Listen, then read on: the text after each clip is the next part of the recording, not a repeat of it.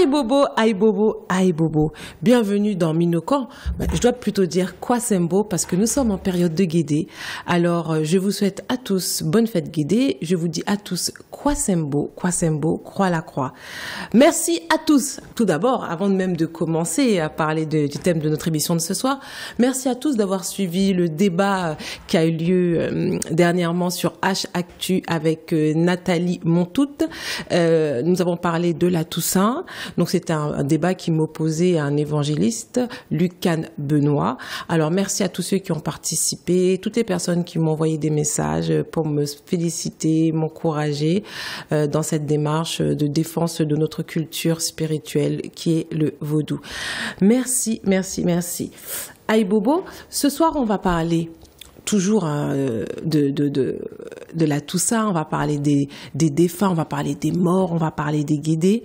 C'est très important parce que beaucoup de personnes célèbrent la Toussaint de manière, on va dire, traditionnelle, de manière coutumière, de manière vraiment un peu automatique. Personne vraiment se pose la question, enfin, très peu de personnes se posent la question d'où vient cette fête. Est-ce qu'on peut la célébrer? Est-ce que si je suis vaudouisante, est-ce que si je ne vais plus à l'église, est-ce que je dois pratiquer la Toussaint? Est-ce que je peux pratiquer la Toussaint? Est-ce que si je pratique le culte de défunts, est-ce que ça fait moi de quelqu'un de satanique ou ça fait de moi quelqu'un de mauvais ou quelqu'un qui invoque les forces obscures, voire les forces occultes? On va essayer de faire un petit peu lumière sur tout ça, faire le tri sur toutes ces choses afin de continuer à s'élever, de continuer à prendre une certaine dimension dans la connaissance. Je le dis souvent, quand on se réveille, quand on désire apprendre un petit peu sur sa culture ancestrale, c'est important d'aller à la source, c'est important d'avoir de la connaissance. Oui, c'est vrai qu'on doit prendre des conseils auprès de ceux qui pratiquent déjà pour savoir comment pratiquer, comment faire telle chose, pourquoi fait-on quelque chose. Mais il faut prendre de la hauteur. Sinon, on n'est pas différent de ceux qui vont à l'église. Sinon, on n'est pas différent de ceux qui disent « Oui, mais dans la parole de Dieu, il est écrit que. Jésus dit que. L'apôtre Paul dit que. » Non, on ne doit pas être des croyants, on doit être des sachants. Donc, on doit s'informer sur notre spiritualité et on doit également l'expérimenter. C'est à partir du moment où vous allez expérimenter votre spiritualité que vous allez devenir des sachants. Vous allez vivre ce que vous dites. Vous allez vivre ce que l'on vous dit. Vous allez vivre ce que l'on vous enseigne.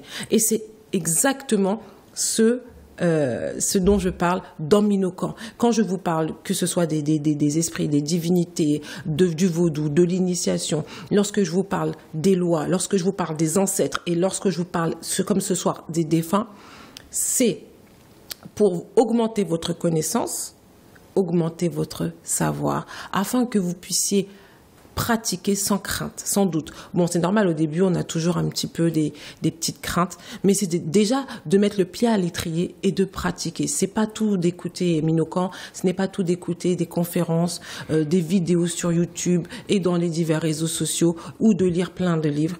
Il faut pratiquer. Et le vrai savoir, la vraie connaissance, elle est dans l'expérience de ce qu'on apprend. Si vous apprenez, vous n'expérimentez pas, vous vous masturbez intellectuellement. Ça veut dire que vous avez une grande caisse, un grand disque dur que vous remplissez d'informations.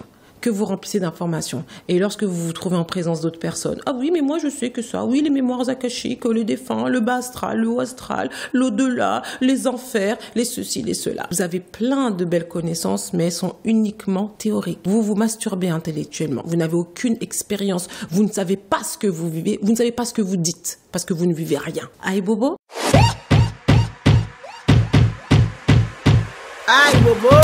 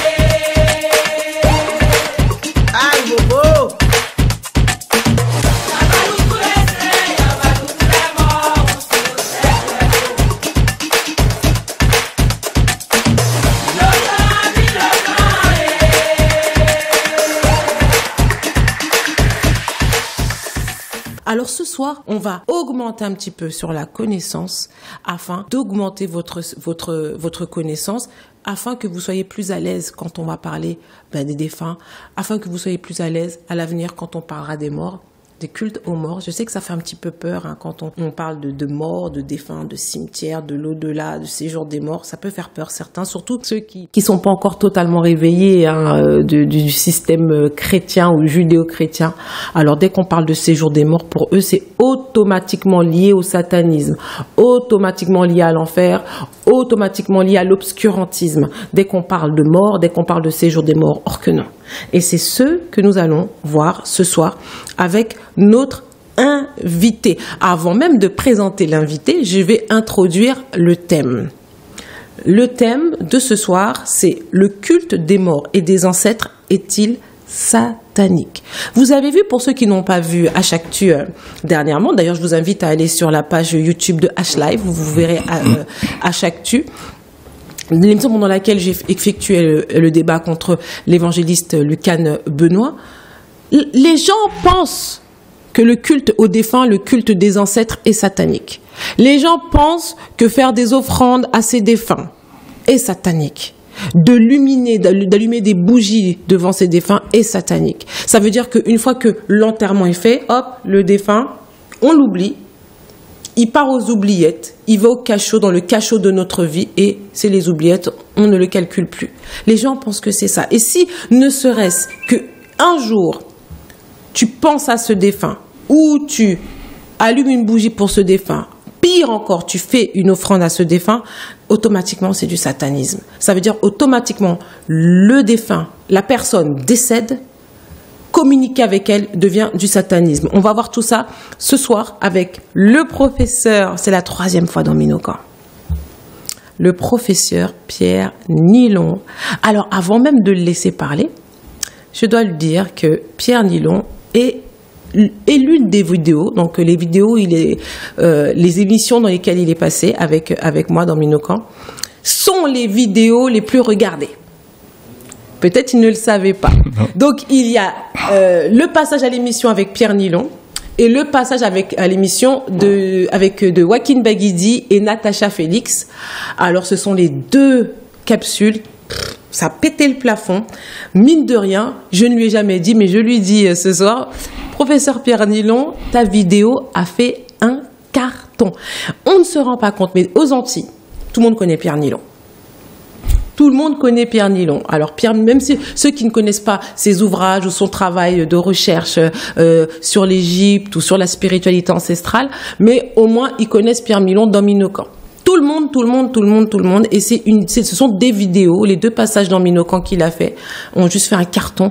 Et les gens qui sont en réveil ou en processus de réveil sont très touchés, sont très interpellés par les passages de Pierre Nilon dans Minocan et le passage de Joaquin Baguidi et de Natacha Félix. Alors pourquoi? Je ne sais pas. Est-ce que c'est son langage? Est-ce que c'est parce que c'est un bel homme? Je ne sais pas. Mais en tout cas, je pense personnellement que c'est sa simplicité qui fait que les gens ont cette facilité à s'identifier à lui. Et il parle de spiritualité également avec une simplicité, avec une humilité qui fait que quand on le regarde, on comprend. Et ça coule de sens. Et c'est simple. Et quand c'est simple, déjà le réveil, c'est déjà compliqué. Mais alors quand on a quelqu'un qui nous parle simplement, ça fait du bien. Alors, je le laisse se présenter en disant « Aïe bobo, aïe bobo, aïe bobo ». Aïe bobo, merci beaucoup Rosmy. Donc là j'apprends des choses. Je pensais pas que les émissions où je suis passé avec toi, pour les 2 émissions, étaient parmi les émissions les plus regardées. Donc ça me touche beaucoup. Et par contre je sais qu'en Haïti, je suis connu plus que je ne le pensais. Parce que sur les réseaux sociaux, par rapport au vaudou, j'ai beaucoup de frères ou de sœurs d'Haïti ou des Haïtiens vivant aux États-Unis, au Canada, qui m'appellent par rapport au vaudou. Donc, ils ont apprécié le travail que je fais par rapport au vaudou. Donc, pour ceux qui ne me connaissent pas, à la base, je suis théologien et j'ai fait de l'égyptologie. Bon, j'ai laissé tomber la théologie depuis très très longtemps pour me consacrer à l'égyptien ancien, où je fais un travail sur la vocalisation de l'égyptien. C'est-à-dire on a une langue, et ce qui était une langue morte, mais qui n'est pas si morte que ça, puisque les langues ne sont jamais orphelines.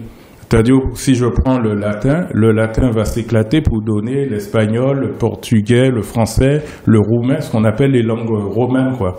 Donc, l'égyptien ancien, c'est la même chose. Et comme c'est la base de nos humanités classiques, donc, avant, à l'école, on apprenait le grec ou le français, ou le latin, surtout, pour comprendre l'étymologie des mots. Eh bien, moi, c'est le même travail que je fais au niveau de l'égyptien ancien, et ce qui m'aide à comprendre les choses. C'est ce qui m'a aidé à comprendre que le vaudou, c'est pas de la sorcellerie. C'est un mot qui signifie tout simplement offrande. Offrande. Et donc, tout le monde pratique du vaudou, et j'ai échangé là-dessus avec des amis musulmans, et je leur ai dit, ben, vous pratiquez le vaudou aussi. Donc ils savent que le fait de faire l'Aïd al-Kébir, de faire aussi ce qu'ils appellent les sadakas, c'est-à-dire des offrandes. Les offrandes, tout à fait. Voilà. Aïe Bobo, merci professeur Pierre Nilon. Pour tous ceux qui n'avaient pas vu les précédentes émissions où Pierre Nilon était notre invité, vous pourrez voir un petit peu l'étendue de sa biographie pour savoir aussi qui il est, ce qu'il fait, et aussi on avait parlé du vaudou, le lien entre le vaudou et l'Égypte, le lien entre le vaudou et la spiritualité égyptienne, notamment l'Égypte antique. Voilà. Donc ce soir, on va vraiment se concentrer sur la mort. Voilà. Donc le professeur Pierre Nilon, qui a fait déjà pas mal de recherches, on va dire qu'il baigne un peu dans tout ce qui est Égypte, pharaon et tout ça. Donc vous savez que l'un des je peux dire l'un des dogmes, l'un des piliers de la spiritualité égyptienne, c'était aussi la mort avec Ra, la barque de Ra, la momification, les sarcophages. Donc c'est vrai que eux, ils avaient ce rapport avec la mort qui n'était pas du tout tabou. OK? Et aujourd'hui, nous parce que je m'inclus aussi dans le groupe, nous qui sommes des afro-descendants, nous qui pour la plupart avons grandi dans des familles chrétiennes ou sommes nés dans des familles chrétiennes, eh ben on a un rapport très très très tabou avec l'au-delà, avec le séjour des morts, avec les défunts. Donc voilà la raison pour laquelle, et comme il y a quelques jours nous avons célébré la Toussaint, et pour les vaudouisants nous sommes aussi en période de célébration guédée, je vais en parler dans Chaché Koné. Donc j'ai trouvé ça tout à fait logique d'avoir ce regard un petit peu scientifique, ce regard historique sur la mort avec le professeur Pierre Nilon. C'est vrai qu'il aime pas qu'on l'appelle professeur, mais quand on fait des recherches à un niveau aussi élevé, et pour quelqu'un qui a étudié la théologie, d'ailleurs, je pense qu'il aurait été un très bon invité contre un pasteur. Peut-être que je ferai un jour ce débat moi aussi. Je pense que c'était aussi la personne tout indiquée. Alors, Pierre Nilon, on va faire un peu une rétrospection. Donc, on va regarder dans le rétroviseur, on va regarder en arrière. On va faire cette rétrospection sur la mort. J'aimerais que tu nous parles, donc à moi et aux téléspectateurs, que tu nous parles un petit peu de la mort. OK? De ce passage entre la vie et la mort, selon d'abord cette genèse, on va dire cette genèse entre guillemets, cette genèse par rapport à l'Égypte.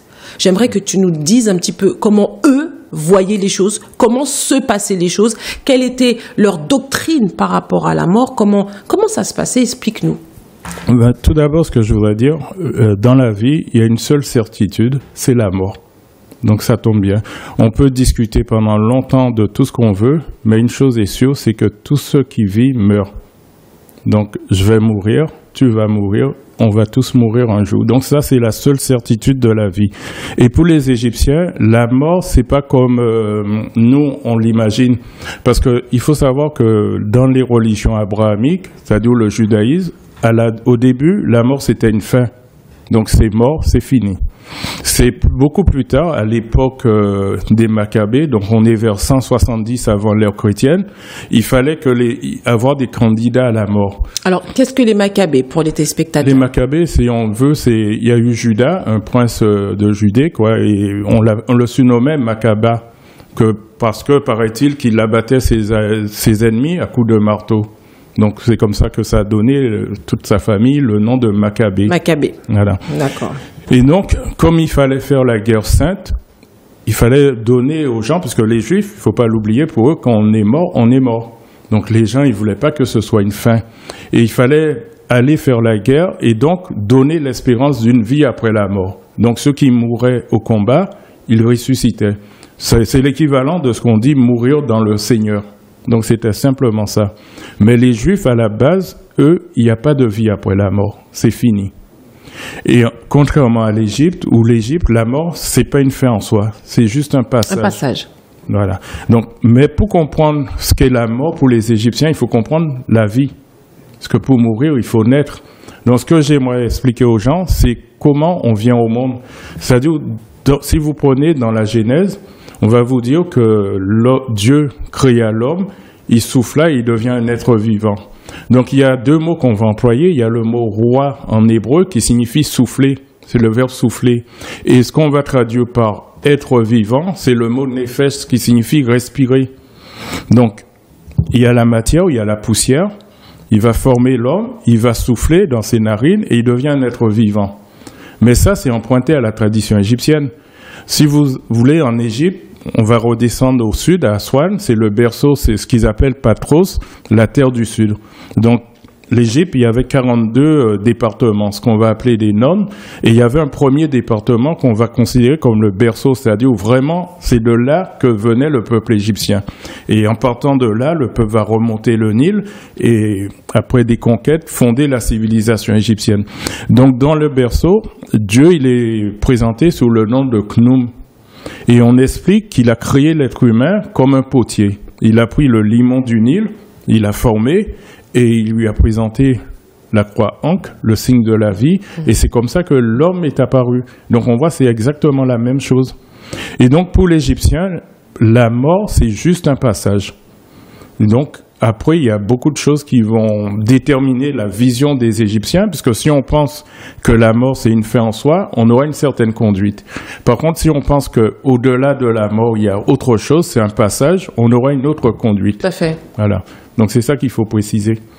D'accord. Et maintenant, on a vu du côté égyptien où on voit, selon leurs croyances, que la mort est juste un passage d'une étape à une autre. Oui. Ok. Et non pas une fin en soi, tel que les Juifs le pensent. Et donc, je peux dire par extrapolation, tel que les chrétiens le pensent, parce que le christianisme est aussi une extrapolation du judaïsme avec quelques différences. Alors, comment et pourquoi, si tu le sais, le christianisme, comment le christianisme, pour lui, parce que c'est vrai que dans la Bible, si j'ai des bons souvenirs, la mort n'est pas vraiment une fin. Parce que dans la Bible, on te dit que les morts vont dans le sein d'Abraham, ils attendent la résurrection des justes, des morts en Christ, cela. Alors, comment ça s'est fait? Parce que pour les Juifs, la mort est une fin, mais on va chez les chrétiens, c'est pas vraiment une fin, mais c'est une fin parce qu'il faut pas les prier. Explique-nous comment ça s'articulait entre le passage de l'un à l'autre. Exactement, entre les Juifs et les chrétiens, ce rapport avec la mort. Oui, justement, ça revient à ce que je disais. Au début, c'est une fin en soi. C'est pour ça que dans la Bible, on va avoir des passages, disons, qui feront allusion à l'ancienne croyance. C'est-à-dire, on va prendre Ecclésiaste, le livre des Proverbes, où on va dire de profiter de la vie parce qu'il n'y a pas d'activité dans le séjour des morts où tu te diriges. Donc les Juifs, les Hébreux, ils vont faire tout ce qu'ils veulent, quoi. Hein. Ils seront en gros sans foi ni loi. Et justement, à l'époque, il faut remonter à l'époque du pharaon psamétique, j'en ai parlé, c'est là que tout bascule. C'est-à-dire, c'est pratiquement en 663 la fin de notre culture. Donc, il y a une ouverture vers les Grecs, les Hébreux. Ils vont venir en Égypte. C'est là que débute aussi ce qu'on va appeler le miracle grec. C'est là aussi que le bouddhisme va apparaître avec tout ce qu'on connaît sous la réincarnation. Tout ça, c'est emprunté à l'Égypte. Avant, ça n'existe pas. Et donc, dans la Bible, on va trouver des anciennes croyances à côté de nouvelles croyances. Donc, il y aura des passages où on a l'impression que c'est une fin en soi. Et une fois qu'ils vont adopter la croyance en une vie après la mort, une transmigration de l'âme, le christianisme va apparaître sous cette croyance. Et d'ailleurs, dans 1 Corinthiens 15, Paul il dit, si Christ n'est pas ressuscité, notre prédication est vaine. Donc c'est à ce moment-là que la croyance apparaît. D'accord. Et donc nous, on se retrouve avec, disons, deux programmes au niveau de la Bible. Un programme qui dit qu'il y a la mort, c'est une fin, et l'autre qui dit non, il y a autre chose. D'accord. Et donc du coup, Donc, si on a 2 programmes, ça veut dire qu'aussi que quelque part, on a un petit peu, entre guillemets, excuse-moi le terme, le cul assis entre 2 chaises. Oui, donc aujourd'hui, par rapport à ça. Voilà. Donc c'est vrai que chez les catholiques, on voit, ils célèbrent la Toussaint, ils font la commémoration aux défunts. Mais par exemple, dans le protestantisme, notamment chez les évangéliques, pentecôtistes, le culte aux défunts est totalement proscrit. Ça veut dire qu'après l'enterrement, c'est bon, c'est fini, allez, au revoir. Alors comment est-ce possible? Si on se dit qu'il se base sur la Bible, et dans la Bible, on voit quand même, ne serait-ce que les Juifs avaient certains rites mortuaires, ils avaient quand même une certaine déférence envers les défunts. Oui, c'est vrai que pendant le débat de la semaine dernière avec l'évangéliste, disait que non, les Juifs, eux, ils ne font pas de culte aux défunts et tout ça, donc c'était un très gros débat. Mais c'est ce que je lui ai dit, c'était un très gros débat. Mais pourquoi le protestantisme interdit, proscrit le culte aux défunts? Est-ce que tu le sais? C'est un peu compliqué à savoir, puisque, disons, au niveau du catholicisme, je sais qu'ils le font. Après, au niveau du protestantisme, c'est un peu compliqué. J'ai pas de texte. Après, c'est basé sur des interprétations, tout simplement. Oui. Et je pense que c'est par rapport à la croyance que le Christ, il est ressuscité. Donc, partant de là, il y a, comme on dit dans le livre des Hébreux, il y a l'ancienne alliance et la nouvelle. Donc, je pense que dans leur interprétation, ça ne devrait pas exister. Tout à fait, parce mais il n'y a pas de passage, il n'y a pas eu exactement. de bulle papale. Il se base sur 2 passages. Il se base sur le premier passage qui dit, où Jésus laissez les morts enterrer leurs morts. Laissez les morts ensevelir leurs morts. Oui. Ça, c'est le premier passage. Le deuxième passage, où il dit que oui, je crois dans l'Ancien Testament, tu n'invoqueras pas les morts, un truc comme ça. C'est par rapport mais alors, ça, pour moi, commémorer son défunt ça ne veut pas forcément dire l'invoquer. Oui. Et non plus laisser les morts ensevelir les morts. Qu'est-ce que cette phrase en fait veut dire concrètement? Oui. Est-ce que c'est des morts physiques ou la mort spirituelle? Parce que dans l'Apocalypse, on parle de la première et la seconde mort. Exactement. Laisser les morts ensevelir leurs morts. Donc qu'est-ce que ça veut dire? Et c'est la raison pour laquelle, il y a beaucoup de chrétiens, une fois que tu es enterré, la tombe le caveau, il est complètement abandonné. Là, les feuilles qui poussent dessus, les fourmis, les rats, il est sale. Parce que pour quelqu'un de protestant, mais c'est un péché d'aller entretenir une tombe. C'est un péché d'aller allumer une bougie. C'est un péché d'aller, ne serait-ce que de se recueillir sur la tombe de quelqu'un, parce que c'est comme si tu fais un culte aux défunts. Oui. Et c'est vrai que là, j'aurais aimé, toi qui as étudié la théologie, j'aurais aimé que tu apportes ton opinion sur ce point-là. Ouais, justement, je vais évoquer une phrase, je vais te poser une question. On dit, quand elle est belle, elle n'est pas fidèle. Et quand elle est fidèle, elle n'est pas belle. Non, c'est pas toujours ça. Non, mais il ne s'agit pas d'une femme, il s'agit d'une traduction. Okay. Parce que une traduction qui est belle ne reflète pas forcément la réalité. Quand elle est belle, elle n'est pas fidèle. Et quand elle est fidèle, elle n'est pas belle. C'est-à-dire aussi, on prend par exemple la Bible, il y a la version de Chouraki qui est vraiment une version fidèle. Mais les gens vont trouver que c'est pas poétique par rapport à Darby ou Louis II. Les gens, ils vont formuler leur phrase. Moi, je travaille sur des textes en égyptien. Si je traduis du mot à mot, c'est-à-dire fidèlement, on va me dire c'est du petit nègre, c'est pas joli. C'est du n'importe quoi, ouais. Des fois, quand ma façon de procéder, je mets le mot et je mets sa signification. Donc, quand je fais du mot à mot, c'est pas joli. Mais si je veux faire quelque chose de joli, je suis obligé de faire du français. Ouais, si tu veux faire un récit. Oui, voilà. Et donc, des fois, on va prendre des mots. Par exemple, j'ai relevé le mot roi que j'ai évoqué tout à l'heure, ça signifie souffle. En grec, on va le traduire par pneuma. Et en latin, spiritus. Ok. Voilà. Mais ces mots-là, des gens, quand ils savent pas qu'on passe de traduction en traduction, ils vont avoir l'impression qu'on parle de choses différentes. En égyptien, on a la même chose. C'est-à-dire, en égyptien, si on veut comprendre, il y a le monde visible, on a le corps, on a l'esprit, mais on a la même chose dans l'au-delà.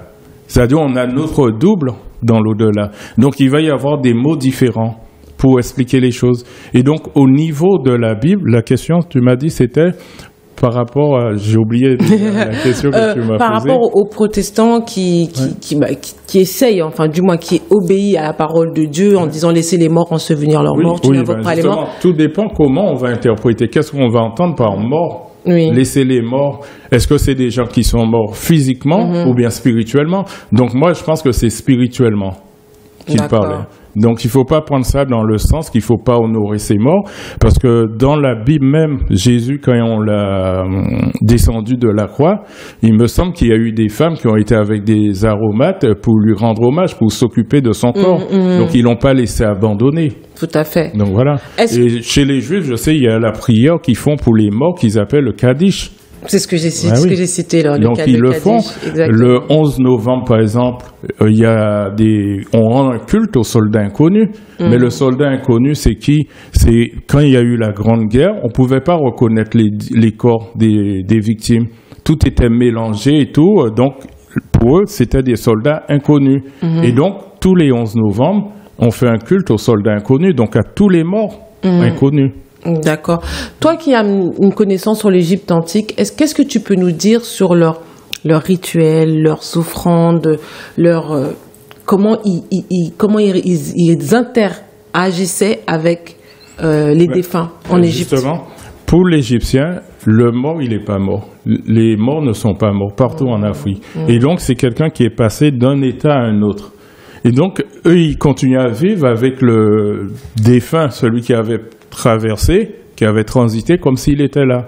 Donc, ils lui parlaient, ils lui rendaient hommage, ils consultaient. Quand ils avaient un problème, ils allaient évoquer leurs ancêtres. Ils allaient sous la tombe et ils leur parlaient comme moi, je te parle comme ça, ils sont vivants. Ils faisaient des offrandes. Donc, ils s'adressaient à leurs ancêtres. Par exemple, on a des bas-reliefs de Ramsès qui invoquent la présence de ses ancêtres depuis 400 ans. Donc, dans la liste royale d'Abydos ou des choses comme ça, ils rendent hommage à tous les pharaons décédés. Donc, ils ont de l'encens, ils brûlent de l'encens et ils font des offrandes. Donc, on dit qu'il faut donner à boire et à manger. Aux morts, parce qu'ils sont vivants. Donc, il faut nourrir leur esprit. Leur esprit. Voilà. Okay. Et pour l'Égyptien, disons, la momification, c'est réservé. C'est parce que dans sa croyance, l'âme allait revenir. Et dans la croyance, il pouvait revenir dans notre propre corps ou dans un autre corps. Et donc, les gens, je ne sais pas si c'est par narcissisme, donc ils souhaitaient que l'esprit revienne dans leur propre corps. Oui. Donc, c'est pour ça qu'ils conservaient le corps. Mais dans mes recherches personnelles, j'ai appris, dis-moi si je me trompe, que la momification n'était pas pour tout le monde. Déjà, il fallait de l'argent pour se faire momifier. N'était pas pour tout le monde. Notamment, c'était vraiment la famille royale, les pharaons qui se fait momifier. C'était pas le petit paysan qui se faisait momifier. Il n'avait pas les moyens. Ouais. Alors, ma vraie question, voilà pourquoi je suis passée par là. Est-ce que, et c'est une question qui turlupine énormément de personnes, même ceux qui reviennent à la spiritualité ancestrale, est-ce que l'incinération est quelque chose de mal? Je ne parle pas de péché. Est-ce que c'est mauvais? Est-ce que c'est déconseillé? L'incinération, ou plutôt, on ne va pas se faire momifier, on n'a pas les moyens, mais, ou plutôt, se faire enterrer, ou est-ce que se faire incinérer, ou comme on veut? Qu'est-ce que toi tu en penses? Ce que j'en pense, c'est-à-dire, on va revenir à ce que je disais, on parlait de la momification. Au début, les anciens Égyptiens ne pratiquaient pas la momification. Okay. Donc, oui, on croyait à une transmigration de l'âme, donc l'âme pouvait renaître dans n'importe quel corps. Mais généralement, le plus souvent, la croyance était dans sa lignée, dans sa famille. Et donc, comme tu disais, il y a plusieurs types de momification. Il y a la momification royale, disons, pour les nobles, les pharaons, et pour la classe moyenne et pour le bas peuple. Donc, c'est bâclé vite fait. D'accord? C'est comme partout, hein, même ici en médecine, selon votre niveau, mon enfant ne sera pas soigné comme l'enfant du président. Ça, c'est clair. Hein? Bon. Et donc, une fois qu'on a commencé à vouloir revenir dans son propre corps, ça a été plutôt les nobles qui le faisaient. Les gens du peuple, ils n'avaient pas accès à ce genre de choses. C'est arrivé beaucoup plus tard.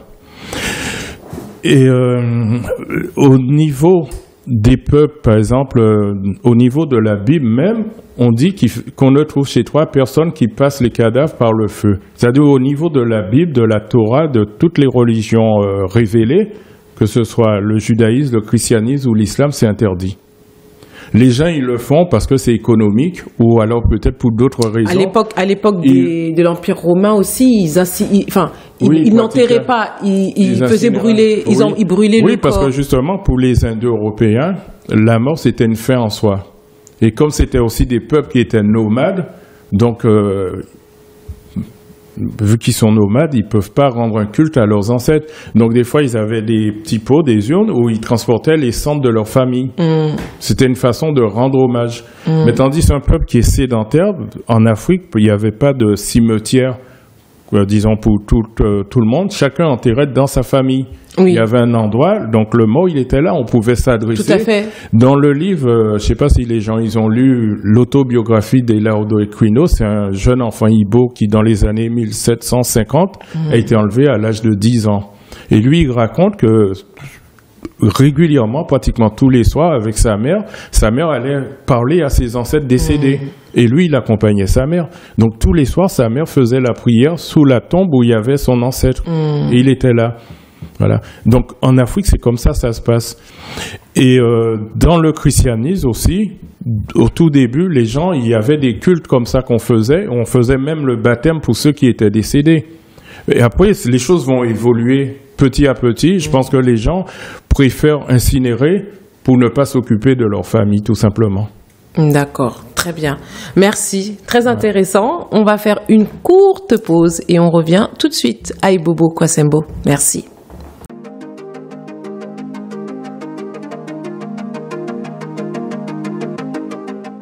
Aïe Bobo, aïe Bobo, aïe Bobo. Alors là, c'est notre rubrique que vous aimez tant, cherchez qu'on est.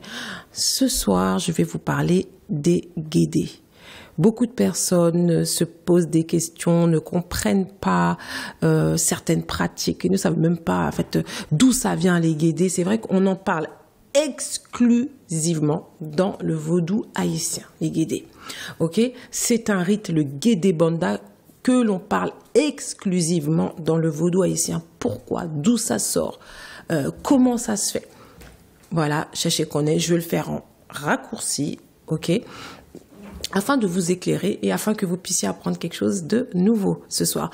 Alors, on dit les guédés, mais vraiment l'appellation, c'est les guédévis. Les guédévis, c'est une église, c'est un clan. Okay, c'est un clan qui est originaire du plateau d'Abomey, donc l'ancien royaume de Dahomey qui est l'actuel Bénin. Les Guédévis ne s'appelaient pas les Guédévis à l'origine. C'était un clan qui était originaire lui-même de la région de la Centrafrique, du RCA, qui a migré dans le plateau d'Abomey et qui s'est implanté et qui s'est développé dans le plateau d'Abomey. Donc ce clan, dont je ne connais le nom, a changé de nom au fur et à mesure de l'évolution de son histoire. L'histoire, la tradition orale dit que c'est un clan qui a été victime d'épidémies. Et le peuple, ne sachant où donner de la tête pour trouver remède à l'extinction de cette épidémie, a fait tout ce qu'il fallait faire, interroger les lois, interroger les divinités, interroger les ancêtres, interroger Dieu, interroger les rivières, les arbres, tout. Il ne savait pas, il ne trouvait pas quelle écorce, quel parfum, il ne trouvait pas quelle herbe, quel animal, quelle partie de l'animal, quels cheveux prendre pour trouver le remède qui pourrait leur permettre de continuer de vivre parce que le clan commençait à s'éteindre. Et ils ont tellement prié les ancêtres qu'ils n'ont pas eu de réponse. Et c'est ainsi que le chef du clan a dit qu'il nous faut parler aux ancêtres, limite en face à face. Le fils de ce chef-là a dit « Je vais me sacrifier pour aller parler aux ancêtres, afin que les ancêtres puissent nous donner le remède pour guérir cette épidémie. » Et c'est ainsi qu'ils ont fait une cérémonie, entre guillemets, je dirais pas funèbre, mais une cérémonie occulte, très occulte. Et il faut savoir, avant de vous dire la suite de l'histoire, que ce clan-là était réputé au plateau d'Abomey. Ce clan était réputé pour sa maîtrise avec l'interaction avec l'au-delà. Ils maîtrisaient tout ce qui était mort, tout ce qui était au-delà, tout ce qui était occulte. Ils étaient très, très réputés. Ils étaient tellement réputés que le roi d'Abomey, lorsqu'il y avait des funérailles dans leur clan, ils envoyaient des délégués pour assister, afin d'être sûr que ils vont pas venir prendre les corps, ils vont pas venir pour faire certaines cérémonies, parce qu'on ne leur faisait pas confiance. C'était un clan qui avait une très grande maîtrise des rites mortuaires, une très grande maîtrise de la magie mortuaire, si je peux dire, ou la magie funéraire.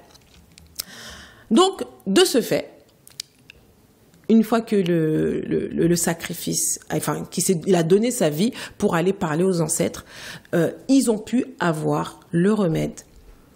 Et vous savez qu'à cette époque-là, on n'avait pas le droit. Donc, tous les dignitaires, la famille des dignitaires, on ne pouvait pas marquer on ne pouvait pas marquer leur tombeau, on ne pouvait pas marquer l'endroit où ils étaient enterrés. C'était interdit. Et vous savez pourquoi ils faisaient ça? Pour éviter que les gens viennent déterrer les morts. Parce qu'ils avaient la maîtrise et ils savaient comment faire pour prendre l'esprit de la personne, faire des choses. Donc, c'était interdit. Les chefs, les rois, la famille des rois, donc les dignitaires, on ne pouvait pas marquer leur tombe, c'était interdit. Mais exceptionnellement pour lui, il a dit que je me donne en sacrifice, mais vous devez marquer ma tombe parce que à cet endroit-là, vous viendrez prier. Vous viendrez à chaque fois qu'il y aura un enfant qui sera malade, un papa, une maman qui sera malade, vous viendrez sur ma tombe, vous ferez votre libation et la personne sera guérie. Si vous avez une maladie, si vous avez un problème d'enfantement, un problème sur vous, un problème physique, un problème médical, vous viendrez. Chose qui a été faite, on a marqué l'emplacement où il a été enterré et le peuple venait à cet endroit pour demander la guérison. Eh ben, cet enfant, bon, cet homme, s'appelait Guédé. Son prénom était Guédé. Et c'est à la suite que le peuple a décidé, toutes les personnes qui venaient demander la vie, qui venaient demander la guérison, ils se sont fait appeler fils de Guédé. C'est comme si c'était devenu un papa pour eux. L'esprit de cet homme qui est enterré était devenu un père pour eux. Donc Guédé, enfant, Guédé, vie. Comme les pratiquants du vaudou, ce sont des vaudous vie. Eh bien, Guédévi veut dire fils de Guédé. Voilà comment on a appelé cette ethnie, ce clan, les Guédévi. Bien sûr, il y a eu les guerres interethnies, les guerres interclans au royaume du Dahomey, au plateau du Dahomey. Et donc, bien sûr, il y a eu la traite négrière qui a emporté une très, très, très grande partie des Guédévi dans les îles, parce qu'ils étaient très craints, très craints, parce qu'ils avaient une maîtrise de cette magie, une maîtrise de ce lien avec l'au-delà qui faisait peur aux autres ethnies. Ils avaient la capacité d'entrer en contact avec les gens qui étaient dans le séjour des morts. Ils avaient une capacité de faire des choses avec l'esprit des morts. Donc, ils faisaient extrêmement peur. C'était des ennemis qui étaient très redoutables. On les a envoyés là-bas, en vacances sans retour. Donc, quand je dis vacances sans retour, je ne parle pas que d'Haïti. Je parle aussi, bien sûr, des Antilles françaises et des Antilles anglaises. Vous comprenez ce que je veux dire? Et arrivés dans les îles, ils ont continué à pratiquer leur spiritualité. Ils ont pratiqué leur spiritualité. Donc, c'était quoi leur spiritualité? Chez les Guédévi, quand quelqu'un décède, comme le professeur l'a dit tout à l'heure, c'est pas la fin, c'est un passage. C'est comme si je suis dans une équipe, il va de l'autre côté du mur, mais c'est toujours mon équipe. On peut communiquer, on va communiquer différemment, mais on communique toujours. Donc, lorsque quelqu'un décédait, c'était la fête. C'était une fête. Et c'était une fête qui était rythmée avec des rites et des rythmes et des rituels. Est-ce que vous comprenez?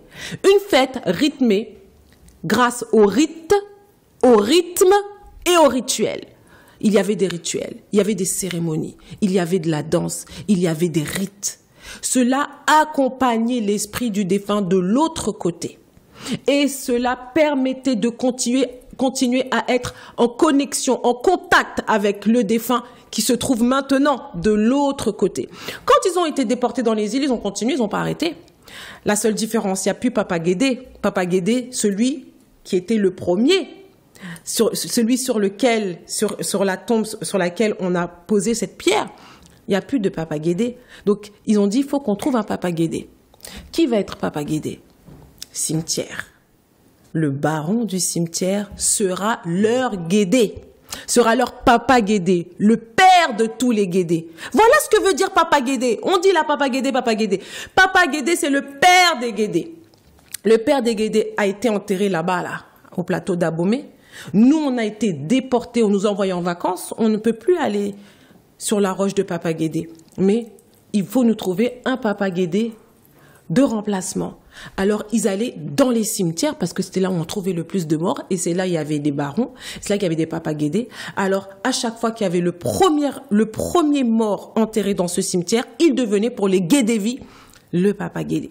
Et ils ont continué à pratiquer leur rite, à pratiquer leur rituel et à pratiquer leur rythme, à faire des funérailles une sorte de fête. C'est pas les funérailles comme on l'apprend en Occident, qui est au rythme ralenti, lent, où on a le cœur contrit, où on se lamente, on se roule par terre, on fait des galipettes. Non, eux, c'est vraiment une cérémonie, une célébration, une cérémonie.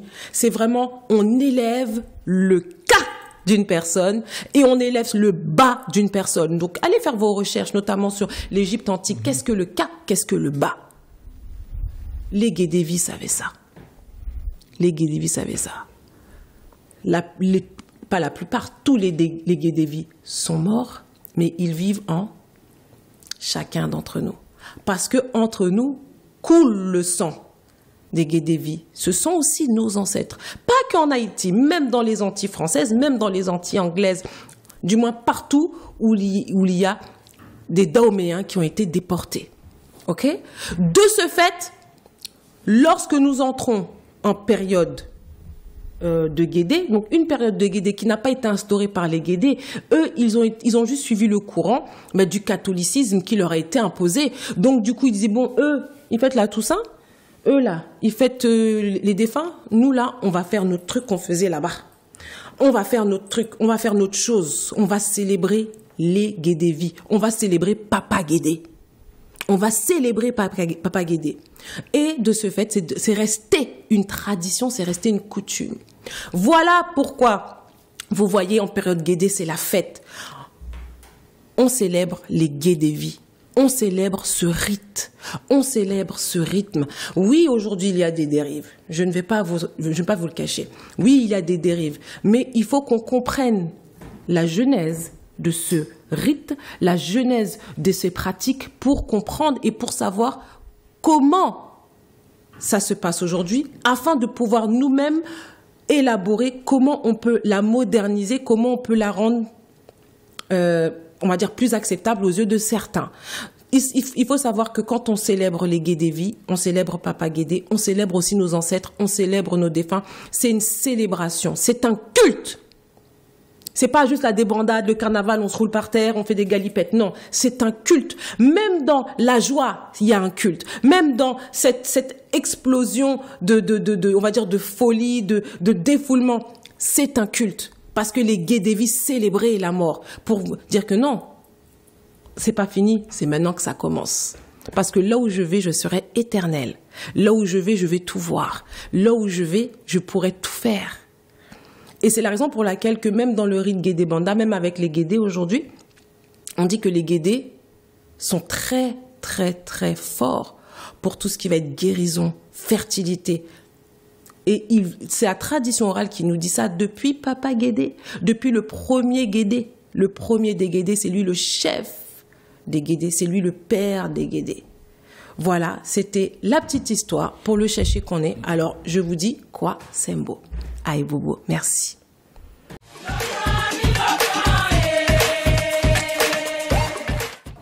Aïe Bobo, aïe Bobo, aïe Bobo, je dois plutôt dire quoi Sembo. Alors nous voici de retour sur notre minocan spécial culte des morts avec le professeur Pierre Nilon. Avant de lui repasser la parole, je veux vous annoncer notre grande journée Makaya 18 décembre organisée par moi-même et mon association Ifenzinga Moyo. Makaya. Ça fait maintenant, je peux dire, la 3e année que j'organise cela. C'est un moment de célébration de la renaissance de la nature, de la renaissance du soleil, parce que vous savez, nous les Vaudouisans, nous ne fêtons pas Noël et nous fêtons notamment les 2 grands événements astronomiques de l'année. Nous fêtons le solstice d'hiver et le solstice d'été.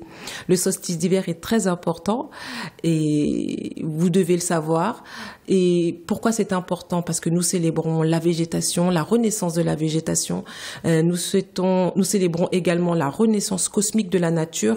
Et à travers cette renaissance cosmique, nous renaissons également cosmiquement. Avec les bains, les feuilles, les prières. Nous célébrons aussi également nos ancêtres Congo, parce que Makaya, il y a toute une histoire derrière avec notre ancêtre Makaya.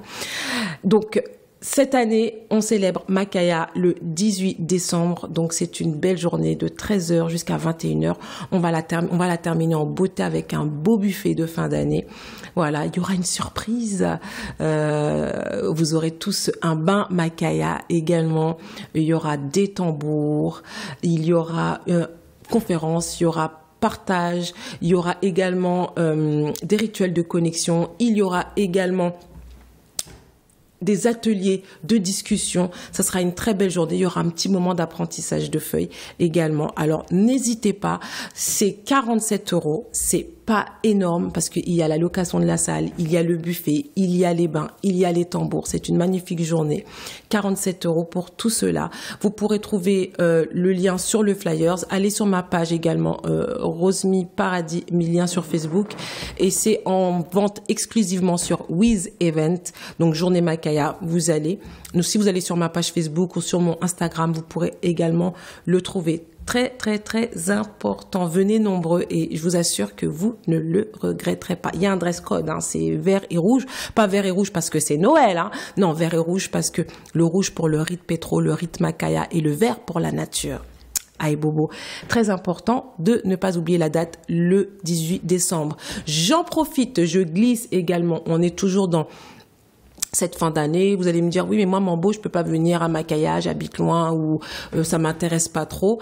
Je propose, comme chaque année, mon package nouvelle année avec les bains Guillon, donc bain pour retirer toutes les impuretés, le bain pour retirer toute la malchance, tout ce qu'on dit chez nous, le jock, madichon, la poisse, appelez-le comme vous voulez, toutes ces impuretés qui sont collées à notre aura électromagnétique. Ce bain-là, vous avez également un bain chance pour attirer toutes les bonnes énergies. N'oubliez pas, hein, cette période de Makaya du 21 décembre jusqu'au 6 janvier, c'est une période qui est très, très, très importante. J'ai d'excellents retours de la part de toutes les personnes qui ont pris des bains et à chaque fois, il y a un goal parce que quand je prépare le bain, je fais le bain sur votre date de naissance et je vous donne 3 vœux à faire. 3 vœux, 3 objectifs à atteindre l'année qui suit.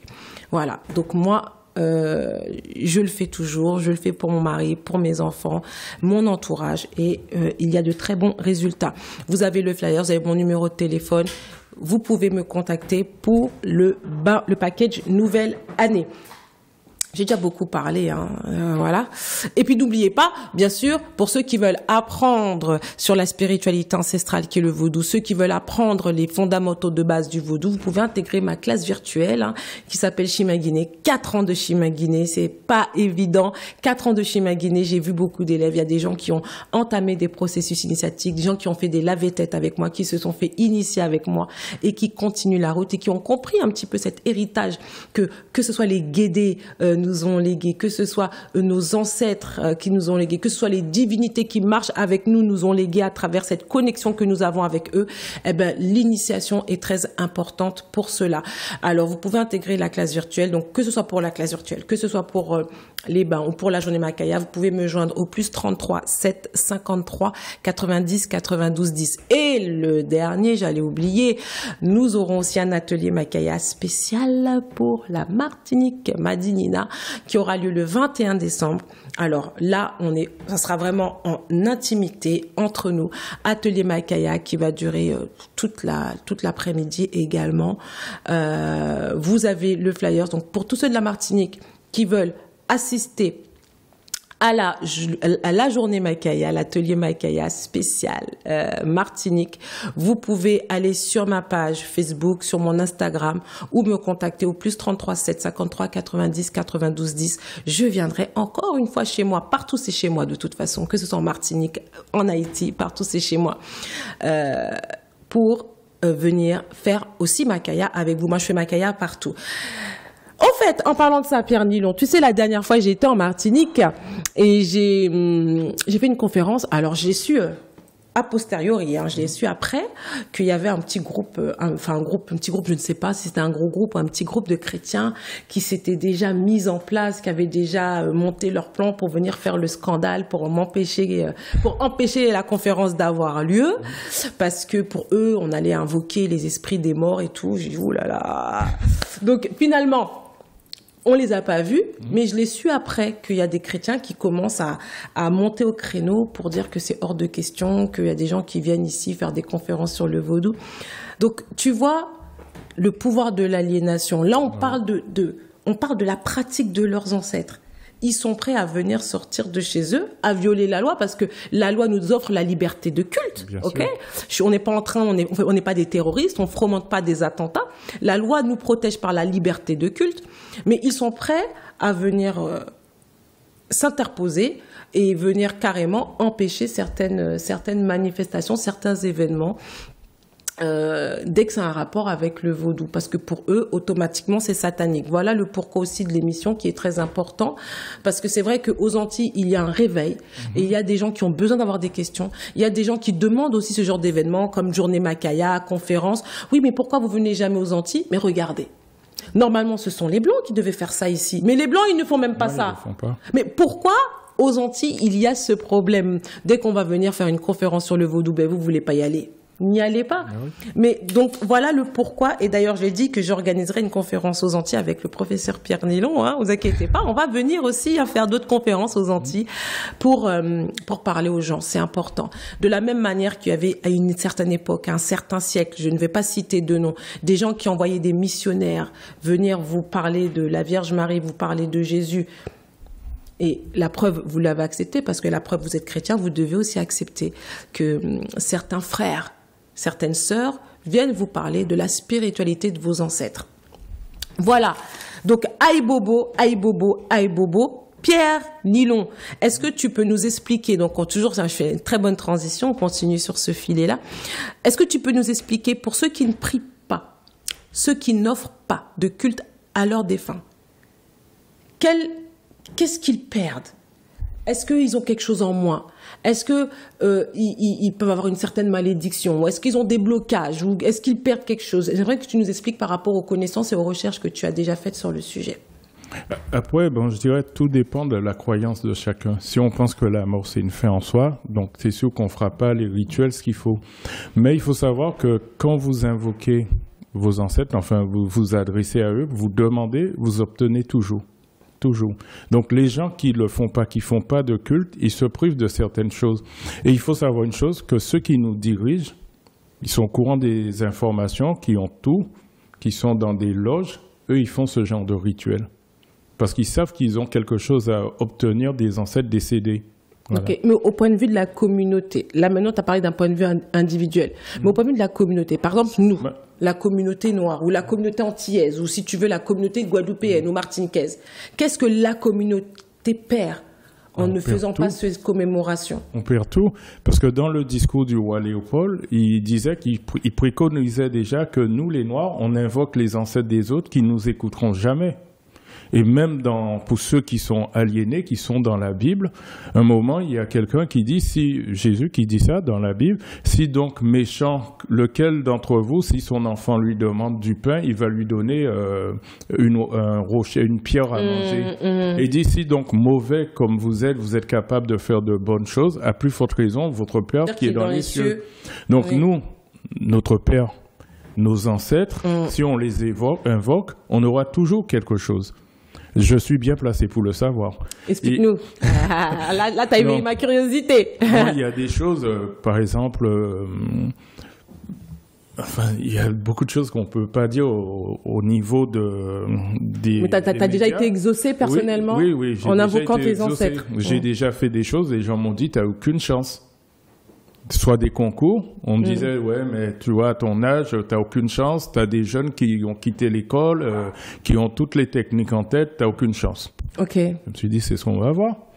Donc je me suis isolé, j'ai fait ma préparation, j'ai invoqué mes ancêtres et à ma grande surprise, Ça a ma grande marché. surprise entre guillemets, j'ai eu. Mais toi, personnellement, sans vouloir être Parce que- indiscrète, oui. toi, tu offres un culte à tes défunts, aux ancêtres, personnellement? Bien sûr. Déjà quand je vais en Guadeloupe, je manque pas une occasion d'aller sous la tombe de mes ancêtres.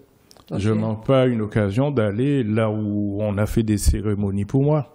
Ok. Donc je sais qu'il faut le faire. D'accord. Pour moi c'est une évidence. Ok. Ah oui. C'est comme tous les dimanches, je vais manger chez ma mère. Oui. Parce que c'est comme ça, il y a le lien familial. Oui. Il y a des choses qu'il faut entretenir. Voilà. C'est comme au début, tu disais, ça m'a rappelé une phrase dans la Bible, on dit « Vous êtes heureux si vous savez ces choses, pourvu que vous les pratiquez. Comme tu dis, sinon, ça reste de la masturbation intellectuelle. Et dans tout ce qu'on fait, il faut pratiquer. C'est en pratiquant. J'ai toujours trouvé bizarre, des fois, quand je discute avec des gens, ils me disent « Je suis musulman non pratiquant.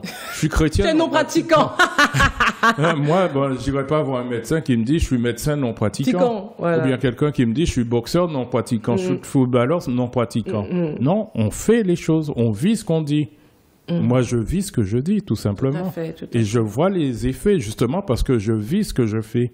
Quelqu'un qui fait la muscu, par exemple, s'il soulève pas des poids, il se contente de le faire sous des manettes électroniques, il aura toujours de l'embonpoint, mais s'il va en salle, il soulève, il fait tout ce qu'il faut, au bout de quelques années, il va se transformer. Là, c'est exactement la même chose. Tout est logique dans la vie. Mais est-ce que Tout tu à l'heure, penses là, tu que... vois, oui. tu parlais de la cérémonie de Makaya, ça me parle. Parce que quand on étudie l'Égypte, dans tout, il y a des fêtes populaires, il y a des fêtes religieuses. Par exemple, Noël, c'est une fête religieuse. La Pâques, les trucs comme ça. Le 11 novembre, le 1er mai, ça, c'est des fêtes populaires. Ça existait déjà en Égypte. Par exemple, on dit ce qui est en haut et comme ce qui est en bas. Tout à fait. L'équinoxe du printemps, pour eux, c'est la naissance de Osiris végétal. Parce que la nature apparaît. L'automne, l'équinoxe d'automne, c'est sa mort. D'accord? Et sur le plan céleste qui est en haut, le solstice d'été, c'est sa naissance. Le solstice d'hiver, c'est sa mort. Donc, sur les deux plans, ils sont croyants, aussi bien sur le plan terrestre que sur le plan terrestre. Et au niveau des croyances en Égypte, par exemple, il y a ce qu'on va appeler le Ak. Le Ak, on va dire, c'est un esprit transfiguré. Donc, en gros, ça va être comme un fantôme. C'est un esprit qui va être représenté en blanc. Et il y a ce qu'on va appeler le Shut, c'est un esprit qui sera représenté en noir, comme l'ombre de quelqu'un. Donc, en Égypte, il y a toujours cette dualité. Ouais, cette ambivalence. C'est les deux pays, quoi. Le pays rouge et le pays noir. Une terre fertile et une terre désertique. Donc, on a ça. D'accord. Mais est-ce que tu penses pas tout cela, de notre côté à nous, n'est pas aussi dû à cette sorte d'hypocrisie, notamment l'un des points de cette émission, c'est de parler également cette hypocrisie autour de la Toussaint, par exemple. Ça va pas même quelqu'un qui n'est pas pratiquant, ça ne va pas le choquer d'entendre un autre noir, une autre antillaise ou une autre africaine dire moi je veux célébrer la Toussaint, je vais à l'église pour faire une messe pour telle tante qui est décédée, telle grand-mère. Mais par contre, ça va le choquer de dire que moi je fais du vaudou, je vais faire une offrande à mes défunts, je vais faire un culte à mes défunts, ça va le choquer. Ça va pas choquer, notamment là je parle vraiment, je prêche pour ma paroisse, ça va pas choquer certains Antillais, certains Haïtiens de se dire ah oui on va fêter Halloween, mais par contre ça va les choquer de se dire je veux faire un culte pour les guédés. Donc j'aimerais que tu nous parles par rapport à cette hypocrisie autour de la Toussaint, d'Halloween, la célébration des défunts, la célébration de nos ancêtres. Également. Pour moi, c'est plutôt l'aliénation. Je pense que c'est-à-dire tout ce qui vient de l'autre, on trouve que l'herbe est plus verte ailleurs. Donc, le fait qu'on a été colonisé, tout a été fait pour diaboliser notre culture.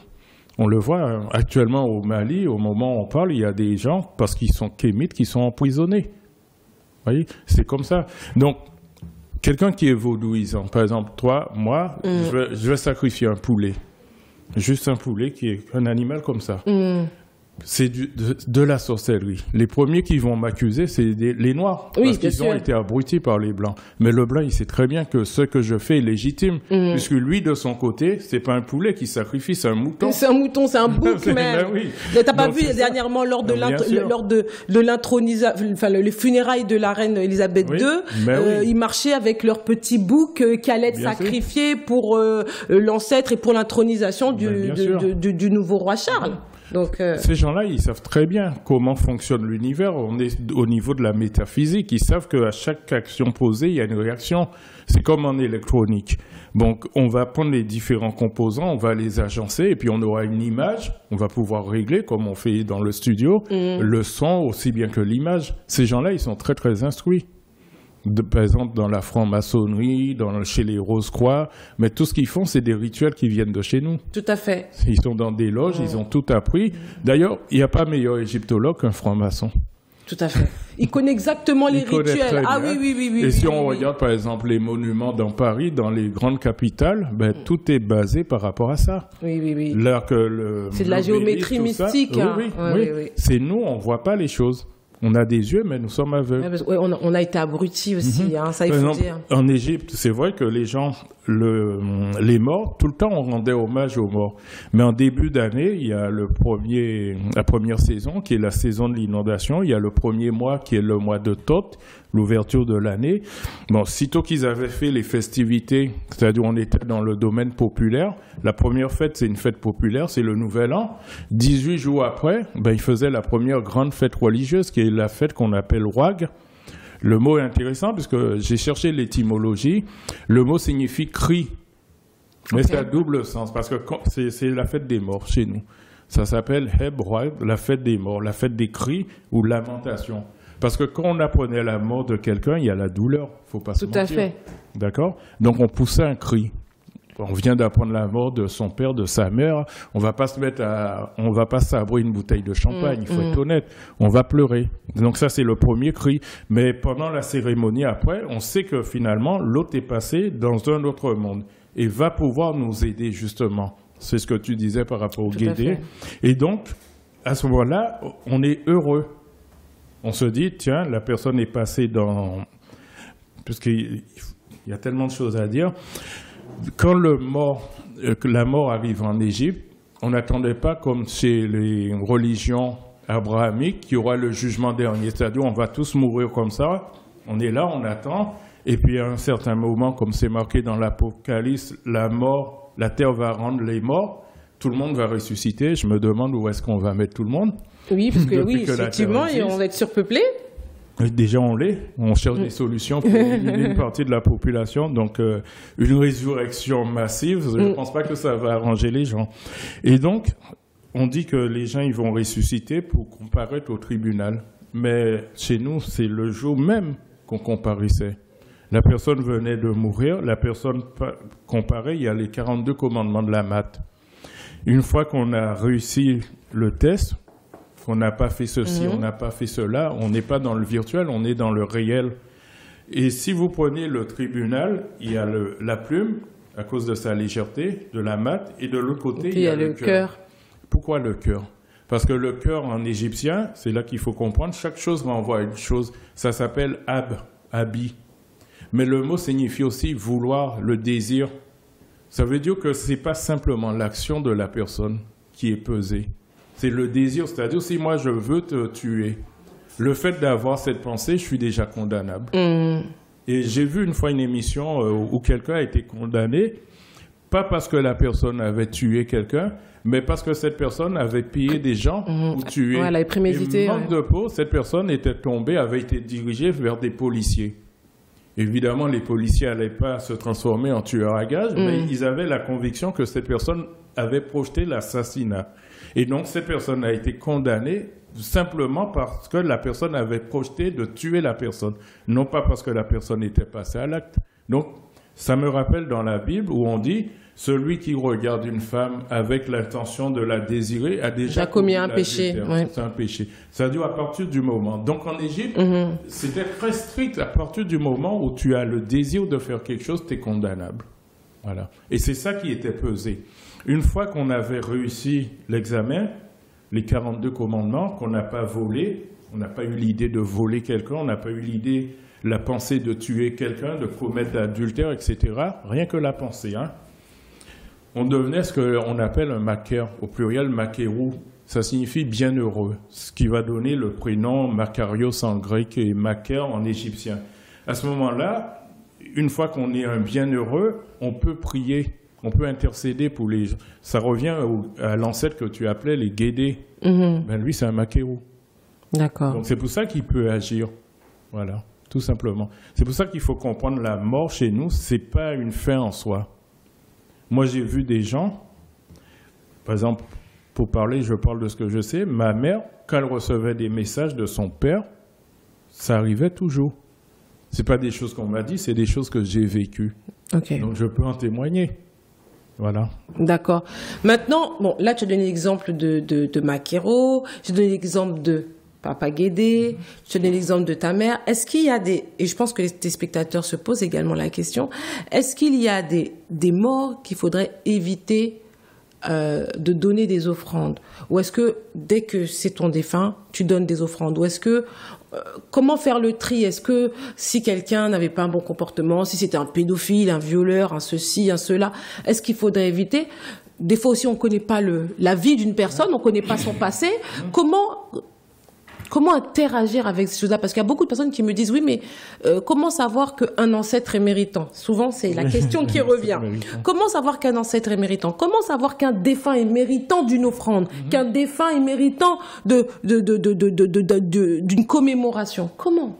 Ça dépend comment on voit les choses. Tout dépend dans quel paradigme. Si on est dans le paradigme occidental, on va chercher les ancêtres méritants. Mais chez nous, il n'y a pas ça. C'est un ancêtre, c'est tout. Ça veut dire que tout parent qui se respecte, même si ton enfant c'est un assassin, tu vas continuer de l'aimer, de le défendre. Et pareil pour les parents. Peu importe qui sont nos parents, on nous demande d'honorer nos parents. C'est tout. Et je pense, tu parlais j'ai vu des émissions aussi, des gens qui étaient pédophiles, mais qui étaient de bons pères de famille, qui étaient très gentils avec leurs enfants alors qu'ils ne l'étaient pas avec ceux des autres. Donc, on nous demande simplement d'honorer nos ancêtres. On ne nous demande pas de les juger. Voilà. Donc, très bien, très bien. Est-ce que toi, par rapport à tes connaissances spirituelles ou tes connaissances sur le vaudou, sur les pratiques vaudou, comment commémorer un défunt? Déjà de l'invoquer. Parce que tant que vous invoquez quelqu'un, la personne n'est pas morte. C'est la première chose. C'est laisser son nom, invoquer cette personne. Et la personne, en l'invoquant, en Égypte, il y a ce qu'on appelle le ren, le nom. Tout ce qui existe dans le monde visible ou dans le monde invisible, la première chose qu'on fait, on donne un nom à cette chose. On retrouve ça aussi dans la Bible. Hein. Tout à fait. Voilà. En Égypte, il y a plusieurs principes. Il y a le ren, c'est le nom. Et après, il y a le ka, c'est l'énergie vitale. On a aussi ce qu'on va appeler le djed, c'est le corps physique. Et après, on a le ba, c'est le corps invisible. C'est le double. C'est pour ça qu'on dit ba, c'est le double. Et dans les langues bantoues, souvent, le mot ba signifie le double. Donc, il y a ça. Il y a le mot shoot que j'ai invoqué tout à l'heure. Il y a ak et il y a le ib, que les gens vont dire ib en égyptologie, mais qui se prononce ab, qui est le cœur, mais qui est en même temps le désir. C'est-à-dire, si on va sur le plan du monde visible, on a 3 éléments. Il y a le corps, l'esprit et nous, l'être vivant. Dans le monde invisible, on retrouve aussi ces 3 éléments.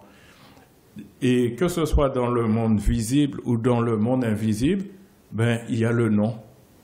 Tout ce qui existe a un nom. D'accord. Et que ce soit dans le monde visible ou dans le monde invisible, nous avons le ab ou le ib, c'est-à-dire le désir.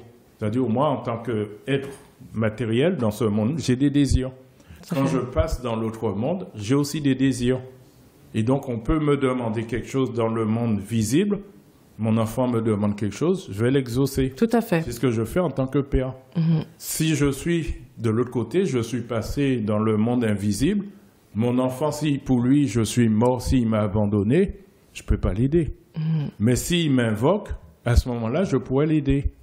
Voilà, c'est comme ça se passe. Donc on peut dire en conclusion que, si on résume tout ce qui a été dit pendant l'émission, on peut dire en conclusion que ça n'a rien de satanique en fait. Non, pas du tout. Tu vois ? C'est même une belle chose. Mais oui, ça veut dire que la connexion, la relation perdure et continue malgré que la personne n'est plus avec nous physiquement. Oui. Et je pense que c'est ce qui nous aiderait pour beaucoup à supporter le départ d'une personne. Ah oui. Et souvent, on se roule par terre parce qu'on se dit c'est fini et parce qu'on n'a plus de contact. Mais en fait, on nous enseigne tellement que c'est la fin, que pour nous, c'est la fin. On se roule par terre parce que c'est fini et qu'on ne pourra plus entendre ni avoir de relation avec cette personne. Ouais. Voilà. Donc moi je me suis beaucoup intéressé à ça depuis longtemps, ce qu'on appelle l'expérience de mort imminente. J'ai lu beaucoup de témoignages, j'ai vu des émissions aussi sur la réincarnation parce que je me dis il n'y a pas de fumée sans feu.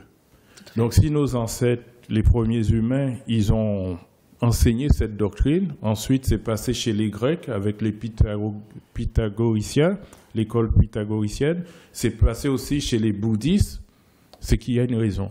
Oui, d'accord. C'est que ça existe. Et j'ai vu forcément. Des reportages où un enfant qui n'avait rien demandé, qui n'était même pas scolarisé, il avait des visions d'un avion en feu. Il disait « je meurs, on m'a tiré dessus ». Ses parents se sont posés des questions, ils ont fait des recherches, et petit à petit, en l'interrogeant, il donnait des éléments. Et ils se sont aperçus que tout ce qu'il avait dit, c'était la vie d'un pilote qu'ils ne pouvaient pas connaître pendant la Seconde Guerre mondiale, et ce pilote, c'était lui. Wow. Il a même donné le nom de ses camarades et tout, qu'on a pu retrouver des gens, et des détails que personne ne pouvait savoir. D'accord, ok. Très bien. Ok. Donc, je pense que ça vous a éclairé, ça a pu vous aider, ça a pu ajouter une brique à l'édifice de la construction de ce temple de la connaissance qui va vous aider à faire cette introspection pour permettre de vous élever spirituellement et de continuer à vous éveiller afin que vous puissiez avancer sur le chemin de votre âme. Pierre Nilon, quels sont tes autres projets? Tu m'avais parlé de plein de choses. On est en fin d'année, là. Je pense qu'il y a, comme dit, ni en bagaille sous diffé. On arrive déjà à la fin de l'émission. Ah oui, tu vas pas me faire comme Jules Gann. Jules Gann, quand je dis c'est fini. Déjà? Oui, mais ça fait déjà 2h30. Oui, ça passe tellement vite parce que j'avais prévu de parler d'Halloween, de beaucoup de choses. Ah ben, alors, vas-y. Parce que bon. Mais je t'ai tendu la perche quand je t'ai parlé de l'hypocrisie autour d'Halloween. J'ai vu que tu n'as pas saisi, parce que des fois, il faut m'expliquer longtemps. C'est pas grave. Non, c'est que Halloween, c'est une ancienne fête, justement, chez les Celtes.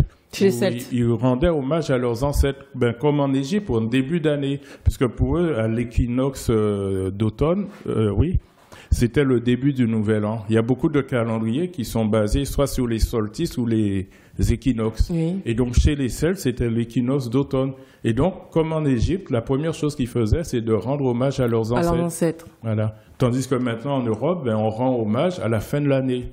Voilà. Oui. Et Halloween signifie tous les saints, tout simplement, hein. Voilà. Tout à fait. C'est ce que signifie la fête de la Toussaint. Mais maintenant, c'est plus, on va dire, festif qu'autre chose. Et il y a une confusion entre la fête des morts et la fête de la Toussaint. Bon, c'est vrai que dans l'esprit de beaucoup de gens, c'est la même chose. Parce que les deux dates sont rapprochées. Mais en fin de compte, la fête de tous les saints, c'était les fêtes des saints chrétiens, les morts chrétiens. Et la Toussaint, enfin, la fête des morts, c'était les autres. Tous les défunts, exactement. Tous les défunts, ouais. Donc, c'est juste ça. Ouais, c'est vrai. Sinon, au niveau de mes actualités, j'ai eu mon livre Moïse l'Africain qui était sorti il y a 20 ans de cela, en 2001. Pourquoi Moïse l'Africain? Explique-nous. Parce que si on prend parmi tous les patriarches de la Bible, le seul qui soit né en Afrique, en terre africaine, c'est Moïse. Les autres, ils sont nés en Palestine, en Mésopotamie, donc c'est pour ça. Et lui, il a été élevé à la cour de Pharaon, les anciens Égyptiens étant des Noirs. Donc s'il a pu cacher ses origines au sein d'une famille noire, je pense pas qu'il était blond aux yeux bleus. Hein. Tu sais que ça, c'est un gros débat. Et c'est vrai que ça mettrait tout le monde d'accord. Mais tu sais, malheureusement, c'est un gros débat, mais il y en a qui se servent de cet argument pour dire, vous voyez, donc on n'est pas aliénés, c'est pas grave de prier Jésus, puisqu'en fait, Jésus, c'est un noir, Moïse, c'est un noir. Non. Donc c'est comme si on est dans la spiritualité d'un frère, finalement. Non, c'est justement, parce que Ce Moïse qui était africain, il faut déjà l'identifier. Ok. D'accord. Et il faut savoir la spiritualité qu'il pratiquait. C'était pas la spiritualité qu'on pense actuellement, parce que le judaïsme en tant que tel n'existait pas à son époque. Donc il pratiquait forcément une spiritualité africaine. Voilà. Okay. Et c'est beaucoup plus tard qu'il a été récupéré et qu'on en a fait un hébreu. Mais à l'origine, c'est pas un hébreu. Et déjà, même les juifs de l'époque, comme Joseph Flavius, des gens comme ça, ils le disaient. Et Sigmund Freud, dans les années 39, lui aussi, il a écrit un livre là-dessus. D'accord. Donc c'est un secret de Polichinelle. Ok. Et donc, du coup, il y a 20 ans, tu avais écrit ce livre, Moïse l'Africain. Oui, qui a eu du mal à sortir. Et donc, du coup, là, il y a eu un procès, il y a eu beaucoup de choses, parce que tout était fait pour que le livre ne sorte pas. Et là, le livre, il est sorti. Malheureusement, il y a eu un petit problème au niveau de l'impression, donc au niveau de la police de caractère. C'est-à-dire? Et ils me l'ont fait plus petit que c'était prévu. Donc, du coup, il n'est pas en vente? Il est en vente, mais du coup, je serais obligé de diminuer son prix. Juste histoire de... Oui. Donc, il est en vente... pour l'instant, je ne l'ai pas encore mis sur le marché, mais il y a eu 2-3 personnes qui l'ont acheté. D'accord. Donc, voilà, ça c'est... Donc, il n'est pas en vente... Est-ce qu'il sera en version numérique? Non, je ne pense pas pour l'instant. Uniquement j'ai pas travaillé en version format papier. Oui. D'accord. Et ensuite, mon actualité, c'est qu'il y a une université au Bénin qui souhaite que je participe à un colloque. Il n'y aura pas que moi, il y aura d'autres personnes aussi. D'accord. Donc, ce sera fin février, début mars. Il y a ça comme actualité. Entre-temps, j'ai beaucoup d'émissions aussi de prévues. Même en sortant d'ici, je dois participer à un live par rapport justement à l'emprisonnement des Kémites au Mali. D'accord. Et j'ai aussi l'actualité, c'est d'aller aux Antilles pendant le mois de l'Afrique pour des manifestations. D'accord. Et j'ai aussi... On m'a fait part d'un projet pour une intervention à Addis Abeba en Éthiopie par rapport à mes recherches sur l'Égyptien ancien. Il y a beaucoup de gens qui se posent la question, est-ce que les anciens Égyptiens ont descendu le Nil bleu, c'est-à-dire en provenance d'Éthiopie, ou le Nil blanc en provenance de la région des Grands Lacs? Vers le Congo. Vers le Congo. Et la réponse? Oui. Je pense pour le Nil bleu. Vers l'Éthiopie? Oui. Aïe, tu vas faire les problèmes. Non, mais déjà... Parce qu'il y a beaucoup de gens qui disent que ça vient du Congo, hein. Oui, je sais, j'ai entendu ça, mais c'est pas ce que dit la science. Parce que quand on va prendre les momies, on va étudier l'ADN des momies, ça correspond plutôt à la population de la Corne de l'Afrique. Et quand on parle de pays de Punt, personne n'a jamais situé ça dans la région des Grands Lacs. J'entends tout le monde dire que les Égyptiens viennent de la région des Grands Lacs. Non. Donc les habitants de la vallée du Nil venaient du Congo. Ça, c'est ce que les gens disent, mais les Égyptiens n'ont jamais dit ça. Oui, certes. Les momies qu'on a, donc c'est pas des choses en l'air, c'est factuel. On peut faire des tests ADN sous les momies, voir à quelle population ça s'apparente. Ensuite, il y a les bas-reliefs. Donc, on peut comparer entre la tête d'un Congolais, un Éthiopien, un Somalais, à quoi ça ressemble. Et ensuite, il y a même le Nil, comment on appelle le Nil en égyptien. C'est exactement comme ça, on l'appelle en Éthiopie. En Éthiopie, d'accord. Très bien. Ils vont être contents, les Éthiopiens. Il faut dire que le Nil bleu, nous, on dit Nil bleu, mais les Éthiopiens l'appellent le Nil noir. Ok, pourquoi? Parce que à cause du limon. Ah, du limon. Oui. Et justement, c'est le Nil noir, le Nil bleu, est assimilé aux iris. Ok. Donc, quand ils disent qu'aux iris qui descend le Nil, ils font allusion à ça. Et ce colloque-là, vous serez plusieurs, c'est ça, ou il n'y aura que toi? Pour l'instant, il n'y a que moi. D'accord. Mais ils ont l'intention d'inviter d'autres personnes. Des contradicteurs, je suppose? Non, des gens qui font des recherches, des contradicteurs, mais des gens qui font aussi des recherches dans le même sens. Très bien, très bien. Mais c'est super, tu as une grande actualité. Je pense que l'année 2023 s'annonce assez dynamique pour toi. Tu as parlé tout à l'heure des Kémites qui sont emprisonnés en Afrique. On va faire une petite parenthèse avant de clôturer l'émission. Je sais que tu es assez bien implanté, tu as également pas mal de connaissances dans la communauté Kémite. Comment se déroule le réveil de nos frères et sœurs Kémites dans les îles, dans la Caraïbe? Parce que je sais qu'il y a beaucoup de, même je vois mon mari qui est dans pas mal de groupes Kémites où il y a beaucoup de Caribéens, mais ça reste encore très de la parlotte, pour pas dire de la masturbation intellectuelle, ça reste encore beaucoup de la parlotte. Toi qui es, on va dire, qui est un petit peu de l'intérieur. Comment ça se passe? On en est où là en fin 2022? J'étais en Guadeloupe pour les vacances au mois d'août. Ok. Je dois dire que ça se développe très bien. Ok, d'accord. Oui, j'ai fait des conférences, c'était pas prévu. J'ai fait avec un frère que je salue, c'est Jean-Luc Dival, c'est Jolo, qui fait un travail formidable au niveau de la langue dite créole, qu'on appelle le roussicam. D'accord? Ça, c'est son appellation. Et il démontre que c'est une langue qui vient de l'égyptien ancien. D'accord? Donc, il y a un travail là-dessus. On a fait aussi une conférence où j'ai présenté le calendrier nilotique. Donc, c'est important qu'on veut faire des festivités, par exemple, rendre hommage. C'est vrai qu'on peut discuter le fait de faire à la Toussaint ou pas. Oui. Peu importe, on a cette opportunité, on saisit.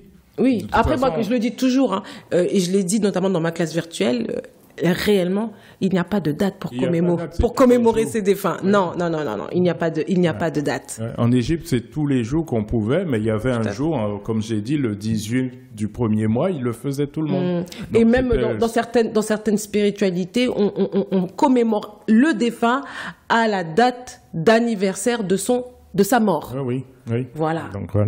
Donc, on va pas chipoter sous ce genre de choses, quoi. C'est le plus important, c'est de le faire. Tout à fait. Et donc, j'avais fait une conférence sur le calendrier nilotique. À ma grande surprise, il y avait du monde. Je m'attendais pas parce que c'était mais t'es une star, je t'ai dit, t'es une star. et surtout, j'ai eu droit à vraiment une standing ovation devant le CHU de Pointe-à-Pitre où j'ai fait une conférence. Et qui est sur Canal 97, où il y avait Eric Ozak, Marie Guadeloupe, Serge Jolo, il y avait du monde. Il y avait la famille Edreville, qui est une famille avec Mona et Sego. Ils sont des amis de longue date. C'est une grande famille de médecins en Guadeloupe. Et j'étais étonné de voir le monde qu'il y avait. Ah oui? Ah oui. Et le sujet, justement, c'était l'Égypte, les Antilles, le lien. Donc, je démontrais que nous sommes une population d'origine égyptienne. Oui, très bien, très bien. Pierre Nilon, je te souhaite beaucoup de bonnes choses pour 2023. Comme j'ai dit, il faut que nous aussi nous organisions une conférence conjointe dans les îles et il faut qu'on aille voir tous nos frères et sœurs, que ce soit en Martinique, en Guadeloupe et même la Guyane. Je pense à mes frères de la Guyane, mes frères et sœurs de la Guyane qui disent mais c'est quand vous venez aussi, nous on n'a rien. Il y a des gens qui souffrent parce que c'est vrai que eux aussi ils nous voient à travers des écrans, à travers leur téléphone et ils auraient aimé aussi assister à des colloques, des conférences, des moments, des cérémonies où on peut parler vraiment avec connaissance et avec une certaine science, on va dire, une certaine historicité. De la spiritualité, du vaudou, de l'histoire du peuple noir, de l'histoire des Kamites, etc. Et cela est très important. Alors, encore une fois, je persiste sur le fait de te dire que vraiment, tu es connu. Quand j'étais en Martinique, les gens, oui, la vidéo avec Pierre Nilon, les gars. Je dis, oh là là, moi, de tout le monde, c'est Pierre Nilon, c'est pas possible.